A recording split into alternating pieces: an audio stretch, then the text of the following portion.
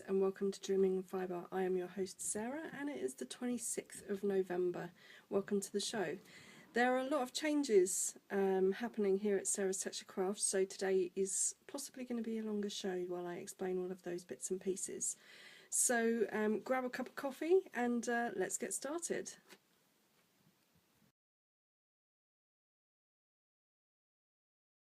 So I'm hoping everyone can hear me okay. I'm recording on my phone just because I want to try and keep this as quick as possible, although we've got a lot to get through. So the first change you will definitely have noticed is the logo right at the beginning of the show. Basically, after 3 years of podcasting, I felt it was time for a bit of an update. So we've had an update on the logo. We've also had an update on the blog where I host the show notes. So dreaminginfibre.blogspot.com. Pop over there. You can sign up for alerts if you're just interested in getting notifications of when podcasts go up. And all of the show notes are there, and you'll see there's a lovely new fresh layout. There are also some, excuse me, that's my dog. Right down there. She's just knocked the phone off its set. Hold on. Sorted it out. So basically we have a new fresh look to the podcast, and with that I wanted to kind of splice things up a bit and add in a few new things. So I've written some notes for myself today so that I hopefully don't forget anything, purely because there is so much to tell you. I'm going to start off each podcast with a kind of month in review or week in review, depending on how long it's been since I've last podcast. Ideally, as you know, I podcast at least once a month, but I'm trying to do every other week where I can, where my schedule allows, really. So right at the top of the show there will be my sort of week or month in review. Then there's going to be shop news. Then there's going to be blog news. Crafts of texture is a growing area for me. So I want to encompass that because I think there's lots of hints and tips and things that I talk about over on the blog that I think will be quite interesting to discuss here to some degree. Then I'm going to talk about what I'm working on, my whips and FOs as it were, and any stash enhancement right at the end. So let's get right into a review. So here at Sarah's Texture Crafts, what's been happening with me? Well, this month has been extremely busy in the shop and on the blog, and with lots of changes and stuff, so I'll talk about that in the relevant section. But for me, things have been quietening down in the sense that I don't have shows to do, so I'm actually able to go back to a 5-day working week, which is quite nice. It is quite nice, I'm not going to lie. And I'm just sort of finally getting used to not having to work weekends at the moment. The upshot of having worked all of that time, well, right from January, means that, you know, I'm terribly behind on things that I wanted to do sort of around the house and such. So it means Darren and I have been catching up at the weekends on trying to set the house straight and do things that we'd wanted to do throughout the year and not quite had the chance to do. So that's been quite nice. It's been quite nice to sort of tidy up and finish little projects that we had on the go and we've had to leave. And then also it's been nice to enjoy a bit of downtime with Darren and the dog Patch as well. So really enjoyed that. And of course this month was my birthday, so back on Remembrance Day, that's my birthday, so was spoilt rotten by Darren and family, of course, and very grateful for it all, and enjoyed the day and had lots of lovely birthday wishes from you guys out there as well, so thank you very much. Beyond that, it's kind of been quiet on a personal level, but work on the other hand has been extremely busy. So I've got a nosy dog. She likes to nose in my bags and see what I've got that I'm working on. So I'm going to talk now about shop news.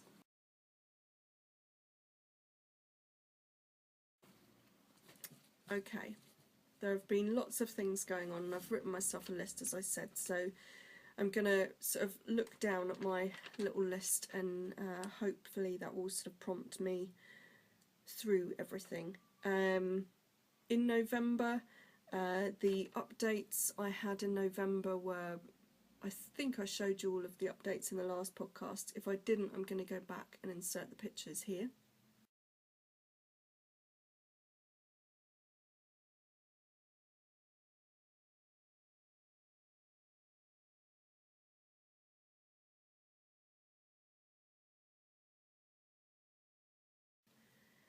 Some of the stock is still available. Certainly all of the hand-dyed tops and yarns are dyed to order, except for the gradients. They've all sold out. They sold out super quick, so it was an amazing response, so thank you very much for that. It does mean that I will be and am currently working on scanning and getting ready to dye my next batch of gradients, so keep an eye out for those. I'm not expecting them to be in necessarily before Christmas, but I'm hoping that there will be an amount of them to sell. They're extremely time consuming, and actually in podcasts in the future I'm going to do a feature on the blog where I show you a sort of day in the life of what happens in a gradient yarn, just so you can get an idea. And I guess I should do a comparable one on how a standard skein for me, a sort of day in the life of a standard skein, so you can get an idea of the difference in time length and work additions that doing gradients and colour blocks do. So it will kind of explain to you and give you a bit of an understanding as to why they're not a dyed to order product and why they won't feature sort of every week within the shop. But as long as people keep asking for them, I will try and always have some on the back burner in rotation in my dye schedule. So coming up for the next updates, I've got some new hand-dyed yarn colours, some hand-dyed fleece, and I've got some new bases as well for yarn, so let's show you those first. I'm going to show you this one. I don't know how much you'll get on the video, so I'll insert some pictures. This is my shine base, and you might be able to catch a glimpse of that shine there, just elements of it, but I'll insert a picture here.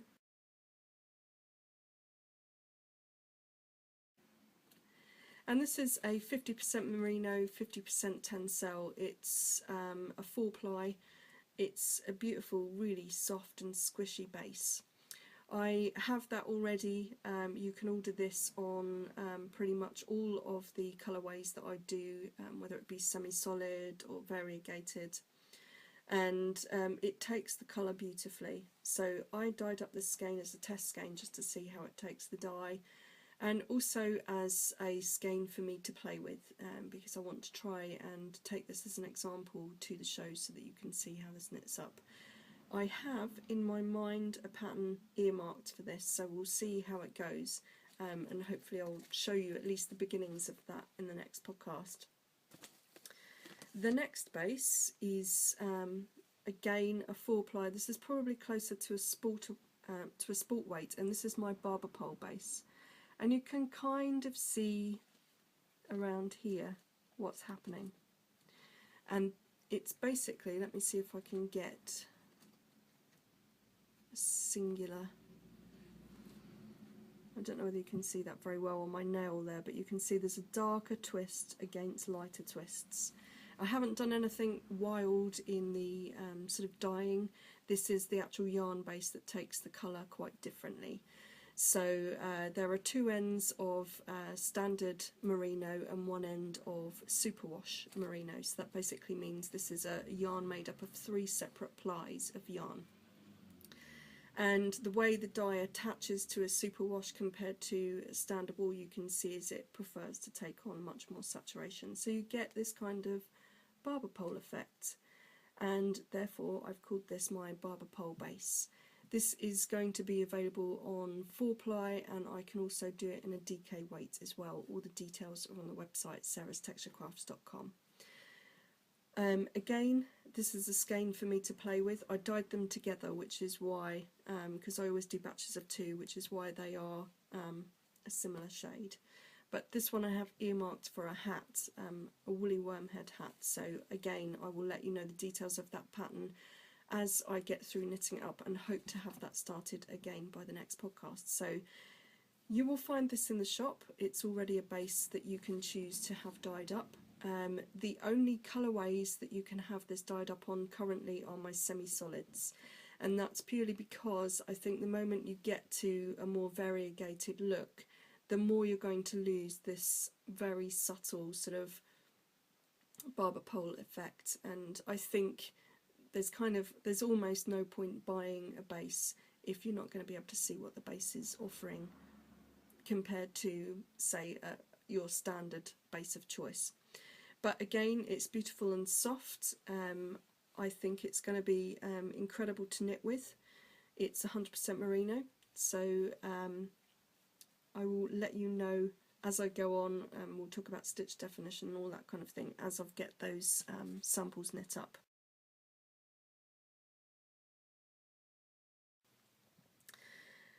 What else has been happening? Oh, I'm going to insert a picture here.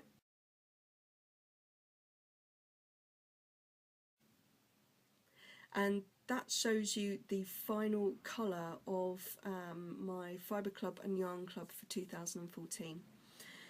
It was very well received, and I don't have an example spun up of the yarn because I know that's going to be your first question, how does that knit up? But I do have a test skein of a different colourway knit up so that you can see how it knits.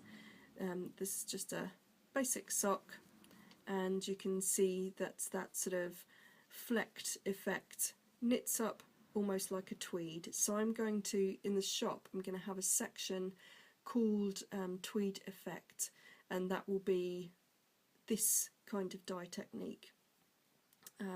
What I'm going to do when I release that in the shop, which will be in January next year, so not too far away at all, I will announce that again on the podcast and show you all the details again, so you've got that there.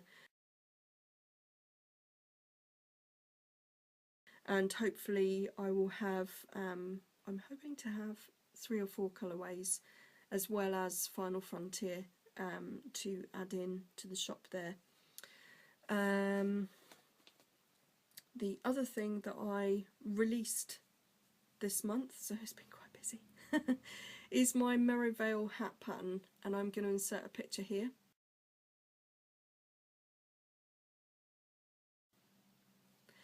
You can find that for £1.50 I'm charging currently on Ravelry and on the website. The website patterns, I've changed the page so that rather than buying direct from the website, you're actually buying using the Ravelry forum. And what that does for me is it keeps all of my patterns and everything updated in one place. And if I do, for any reason, have some kind of errata that I need to change, or I need to release an updated version of that pattern, then I can release that to you through that system without actually having to scrabble through my sales records to find out who bought what. It's just a much easier way of managing that process. And that's not to say that I expect to have any issues or need for updating of my patterns, but just in case I do, then that gives you everything all in one place, and you can easily download it as and when you need, because the patterns will then sit in your Ravelry library if you're a Ravelry user. If you're not a Ravelry user, don't worry, you can still use Ravelry to download the patterns. What will happen is when you go onto the website and click the Buy It Now button, it will take you through to the Ravelry page, which is essentially a PayPal checkout. Again, you don't have to have a PayPal account to make a payment. You can use a card, either a credit card or a debit card, to make a payment. And it's just an easier process of getting those patterns to you. It does mean that if you're buying on the website and you want to buy yarn to go with, that will effectively have to be a separate checkout item that you do directly from the website. But if you have any problems at all, you just email me or call me and I can sort everything out for you and take payment over the phone if that suits. Looking at my show notes, what else do I need to talk about? Oh, I need to tell you about the Learning Centre. If you've been with me for a while, you will remember that on my old website I had a learning centre which linked to effectively an outside blog where I would put hints and tips and guides and tutorials and patterns and things that were free for you to use, that were centred around felting, spinning, weaving and so on. What I've done now is I've recreated that on this current website that I've got, and I've added in a space for all Ashford assembly guides and product information, as well as their own tutorials. Some of my free tutorials and things are linked there as well. I also have, that's where all my Ravelry patterns are, and there's also a link to free downloads of projects and things that I have going over on my blog as well. So check that out. Again, that will be an increasing area for the website, but it's just something I felt was important to bring back to sarastexturecrafts.com, because you guys are always looking for new and inspirational ideas, and hopefully I can have something in there that will fulfill that. And also it's a growing area for me. I'm currently working on an ebook at the moment, which is related to spinning, and I have lots of ideas in the future for different things that we can do and maybe work together on in either the Ravelry group or the Facebook page or something like that, so that we can have a bit more of a community input. Oh, and the last thing I guess I need to say for Sara's Texture Crafts is all of my pre-orders are up to date at the moment, so my die schedule is currently free.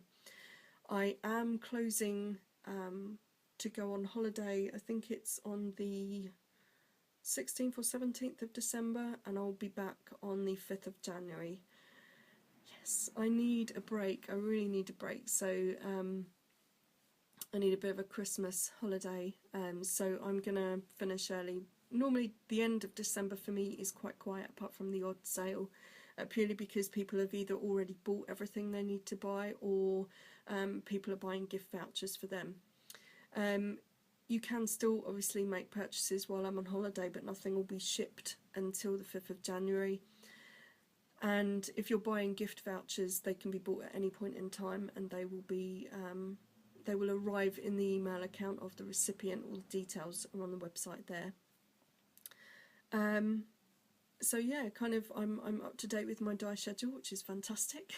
It's nice to feel kind of ahead and on top of things, if you know what I mean. So I've already been starting to produce for January shows. So let's talk about next year's shows. I have quite the schedule. In fact, I'm just going to pause the video here because I want to go and grab my diary listings, because I don't want to forget anything. So hold on.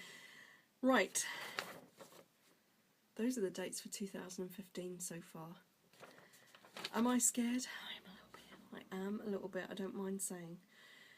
Okay, so right off the top of the bat, end of January is the first show of the year. So from the 29th to the 31st of January I shall be at Craft for Crafters in West Point. Make sure you stay tuned, because I'm going to give you some information on a giveaway. On the 21st of February I shall be at the Somerset Guild, that's a members only event, and on the 14th of March again I'll be at a members only event in Exeter for the Devon Guild, and that will include a small demo as well. So if you're a member, check out your schedule, and if you are interested, please do come along. It'd be nice to see you. And then at the end of March, I've got the 27th and the 28th of March, where I'll be at Plush, which is being held at Rico Arena. Plush is a new show. This will be the first time that it's been hosted. Hello, dog. It's a show that's being hosted by, or being created by, Belinda Harris-Reed and Rachel Voles. Both of those lovely ladies are working in conjunction with the British Alpaca Futurity, and the British Alpaca Futurity group has been having a show every other year for some time now, and they wanted to encompass a wool aspect. So having Belinda and Rachel on board to form the Plush side of the event will mean that you hopefully have you know, a wonderful big show that will encompass people like me as well as people who have their own alpaca. So we're hoping, I don't know whether you've ever watched Round the Twist with Karen. She's currently on hiatus at the moment after having twins. But she used to go to a show called Estes Park, which I'm presuming still runs. And quite often there, I think they have a lot of alpaca displays and judging and things. Well, I think this is going to have a similar kind of thing. So if alpaca's your bag, then come along to that one as well. But don't forget, there'll also be lots of woolly folk as well. Do you want to sit still, Mrs.? Yeah, you. Did you hear that? I will not repeat it. Honestly, whenever you tell this one off, she sits there, looks at you and farts. That's a big double finger to me, Mummy. Right, 25th and 26th of April, I shall be in Wales, hopefully, for Wonderwall Wales. I've put that down as a tentative at the moment because I've applied. I have been doing, over the last 5 years, I've done 4 of the Wonderwall Wales, so I'm hoping that this year will be no exception to the rule. But I never take it for granted until I get confirmation. And again, on the 9th of May, I have something that's to be confirmed as well. The 30th and 31st of May, I shall be at a new show called Proper Woolly, and that's being held in Holsworthy, Devon. This will be the first time that that's been on, and I think that's going to be a nice local show. It will be a smaller version of Woolfest in Cumbria, if ever you've been to that. In that, we will be all of the stalls will be in cattle pens. The only difference is there's going to be quite a big space, so I think it's going to be quite interesting. And I'm also hoping to teach a needle felting craft workshop there as well. So do keep an eye out for that on my events page, but also check out Proper Woolly on Facebook. Again, the same plush has a Facebook page as well, so you can find them quite easily.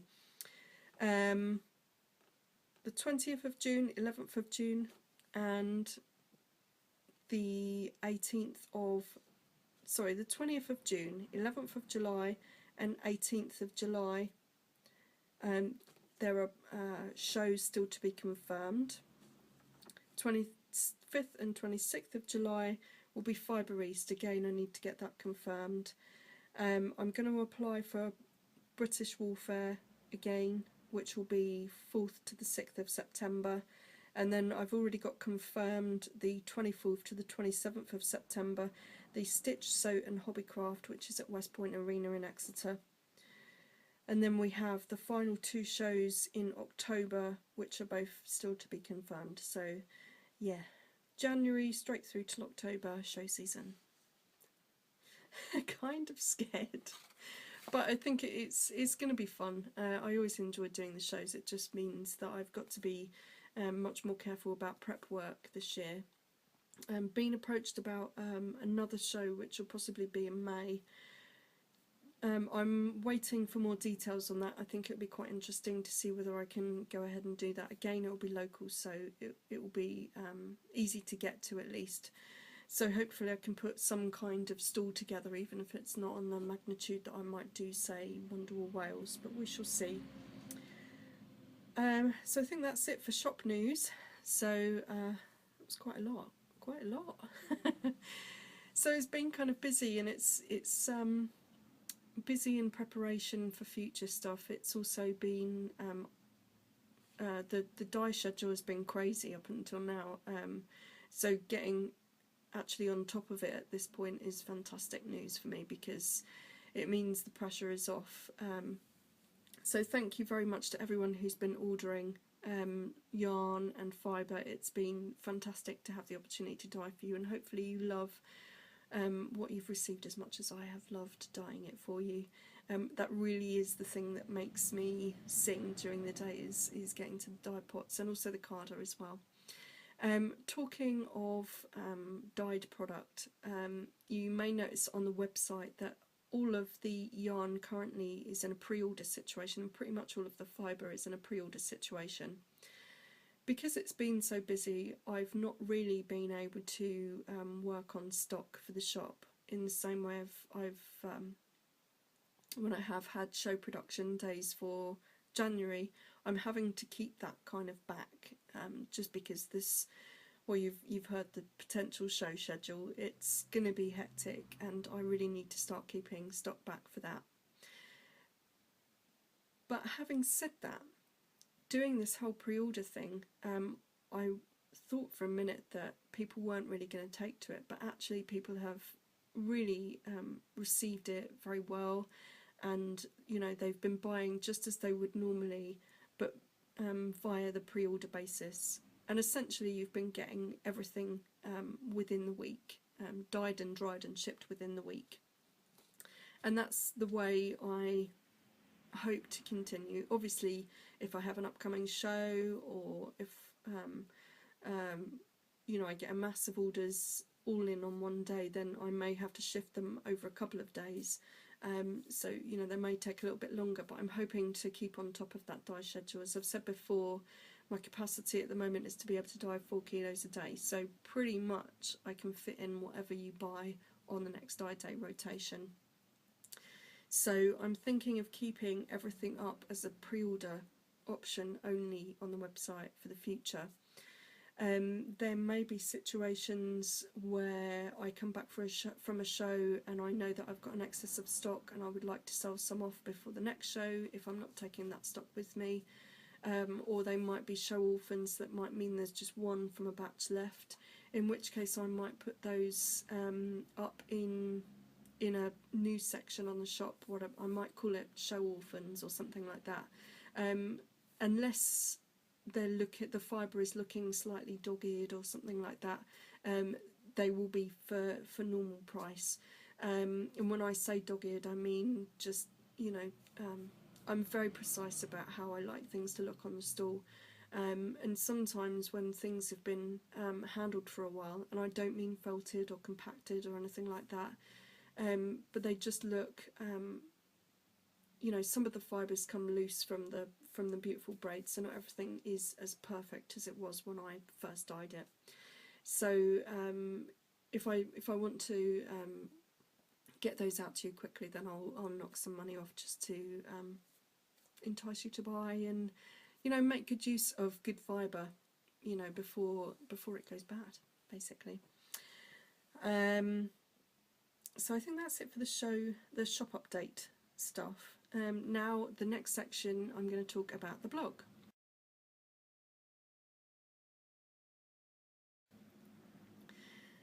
Crafts of Texture is or has been my blog since 2007, and up until probably the last year it's really been just an advertisement for Sara's Texture Crafts. On occasion I've talked about other things and so on, but in the last year the blog on its own has become a small business, if you like. It doesn't earn a huge amount of money, it really doesn't.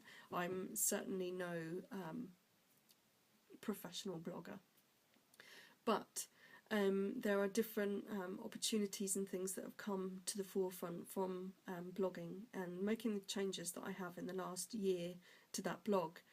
So what I wanted to do was include a section in this podcast about the blog, just giving you sort of ideas on what's up there, so that you can pop over and have a look. And that's where I'll be hosting my giveaways as well, so it gives you a heads up on what's happening and what you can enter for a chance to win. With that in mind, I really should mention the 3 giveaways that I currently have going on.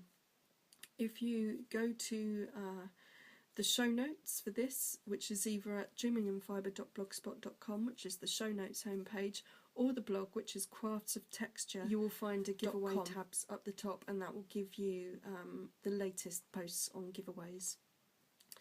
The first giveaway is a yarn giveaway that's finishing on December the 10th, and that's over on the the Owl Print Panda blog. Words, honestly. The Owl Print Panda blog, and that's hosted by Amanda. You should really go over and check out her blog. She's got some great stuff on there, and she's also a knitwear designer, so some great pattern opportunities there, guys. I guest post on her blog a couple of weeks ago about using variegated yarns and that kind of thing, and also encompassing in that, and a little bit before then, we posted a giveaway on her blog, which will end on December the 10th, and you have an opportunity to win a skein of yarn dyed to your colour specifications from my dye list. So pop over and check that one out. The next giveaway, which launched today, the 26th of November, is for 3 pairs of e-tickets to Crafts for Crafters in January. So you'll be able to actually come and see me on the stand, buy lots of yarn and fluff hopefully, but also enjoy the rest of the show, because there's lots of crafty fun and goodness to be had over there. So check out that giveaway. And finally, I have a giveaway from Alex, and she makes these beautiful project bags and stitch marker sets. This is the project bag that she sent to me, so thank you, Alex. It is perfect. It is patcherific. It's really lovely. It's quilted on the inside, so it has a lovely soft feel, and it's also going to be a great bag to take with me places, because I won't be frightened that my needles are going to break in any way. So thank you very much for that, Alex.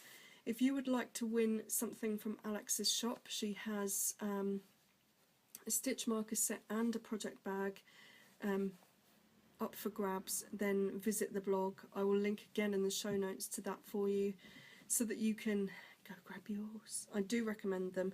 They're also incredibly good value for money, so even if you don't win, then I do recommend popping over to her shop. That's there. I think that's it for giveaways. The only other things I want to mention is the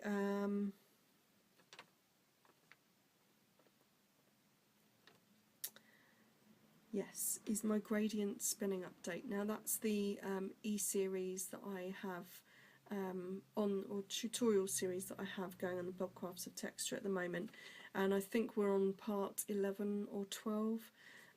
So I'm going to link that in the show notes, so go and check that out if you are interested in learning how to spin gradient fibre bumps in new and interesting ways, or just have an idea what you might be able to do with them, and how you might be able to design garments and projects around those particular fibres.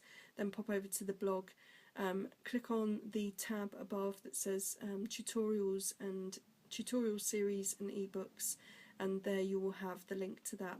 There is going to be an upcoming ebook for that particular topic idea. The ebook will host a lot more than I will be talking and showing you in the series itself, so that's worth looking out for. There is a surprise coming up in the next part of that, which will be released in December, so keep an eye on the blog for that. There is a mailing list over on craftsofTexture.com, and you should go and sign up. You get weekly bulletins, and that will just give you a heads up of all of the posts that have been happening over there, and relevant coupons from either from myself or from any other indies that I have involved in the blog during that time period. And it will be a good way just to keep a heads up on all of those particular series that you've been watching and following along with. Finally, I wanted to talk a brief bit about something I posted on the blog, which was about a book signing night.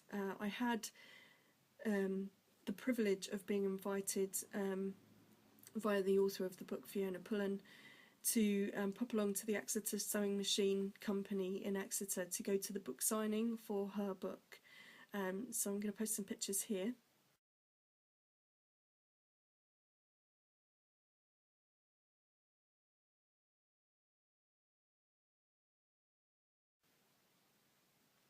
And as you can see, it was a fun night. It was nice to meet people. It was a great opportunity to go into the sewing machine shop, because I know the Exeter sewing machine company from shows and events that I've done or that I've been to. They're usually at West Point whenever I go, either as a visitor or as a vendor. So it was quite nice to have an excuse to go into their shop and have a look around. So I'm going to link to in the show notes all of the blog posts that are relevant to not only that night but the book in question itself, Crafting a Creative Business, because I think it's a really interesting book, and particularly if you're somebody who's looking to set up your own creative business, or somebody who is in their own creative business, then that's going to be something that I recommend is worth checking out, because there are a lot of books out there that focus on one element of having a business. This is more encompassing, and I think that's quite an important thing. So check out that. And I think that's it for the blog. So now we're going to move into what I've been working on.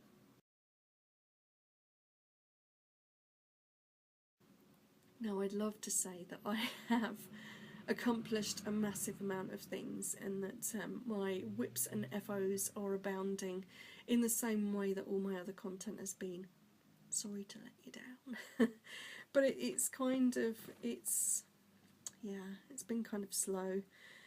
Knitting for me, I have 3 things that I've finished. So 2 of them are socks.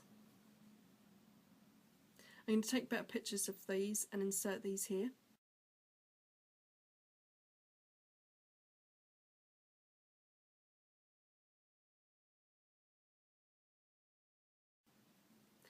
The first pair is a pair in my colour Viola, which will be new for the website. I will include that in one of my upcoming updates. And just a basic vanilla sock, that one. And then this is a pair in my colour Denim. Again, basic sock. This was an Oops skein. I don't know whether you can see that. See that pink dot there? Yeah, for some reason there was a splash of pink on this skein. Like, I really don't have that happen when I'm dyeing stuff, and particularly the way that this colour is mixed, I wasn't expecting to see it, so I'm not entirely sure how it happened. Maybe I was dyeing something in that particular sort of pinky shade and somehow it got splashed into the pot, or I don't know. But it runs in a few places on each pair. I don't know if you can see that. It kind of gets lighter, so that's it getting a bit lighter. But they're just for me, so it's fine. Anything that I do spot like that never goes into the shop or up for sale. I've got a couple of colours where the dyes do split, like my Wedgwood, the colour, that blue colour does split and you do get sort of flecks of blue and pink in it. But that's kind of designed to be that. Otherwise, I don't do flecking unless it's the tweed effect. That's deliberate flecking, but very obvious flecking. So I've finished those, and then I finished a Christmas present. So if you're family watching this, please stop watching. Love ya! But stop watching. This is my spiral cowl. So you can find this pattern on my Ravelry shop or on my website, sarastexturecrafts.com, and it's a really simple pattern. And this is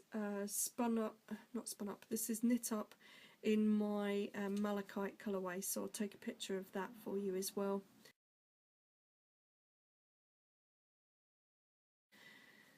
And that's going to be a part of somebody's Christmas present.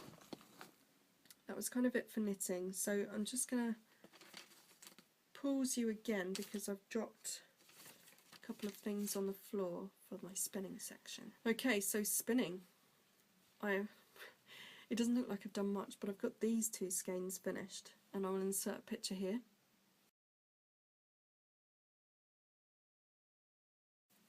This colour is my colour Rosemore, and this one is my colour Fruit Punch.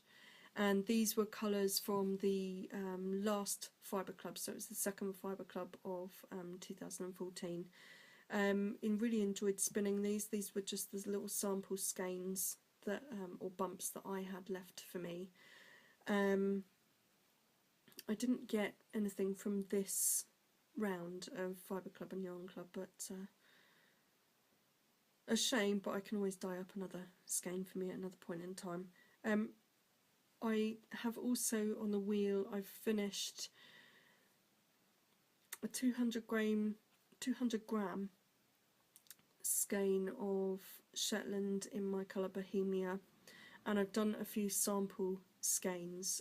I'm starting to knit up samples for one of the talks that I'm doing in March at the Exeter Guild on blending and things, so I thought it was quite important to have a couple of samples to go with the talk.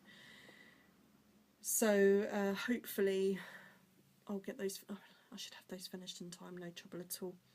The other things I've been doing for myself is I had a short skein of Texel, and I really wanted to try the fibre before I dyed it on Mass View, and I dyed it up in my colour After the Storm, which I'll insert a picture here.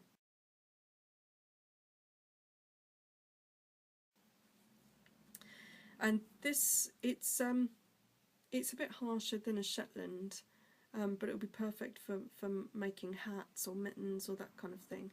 But it just took the colour just so wonderfully well. And so I don't know what it will be yet, but I kept it for myself because why not? I dye all this fluff. What is the point if I can't keep a couple for me, right? And the same goes for these. They're not reskeined properly, so excuse the messy skeins, but I've been trialling new dye techniques, and I'm not actually going to take a better picture of these to insert, purely because I don't want to show them off too much, because it's a new idea that's taking some development time, so that's just a heads up. But I was hoping to have those on the needles in one project at least, if not a few different projects, just to see how the colours play really. The yarn bases, that's my superwash yarn base 4-ply and my sparkle sock as well. So I know how they knit up, it's just realising how this colour works and maybe how I can tweak it, because I kind of feel like I want to come out with a colour range and have maybe sort of 4 or 5 colours before I launch it. So it's going to take a little bit more development time, but that was a quick peek. And then what I'm working on at the moment is another pair of socks. This is in my Fall Leaves colourway. I will insert a picture here.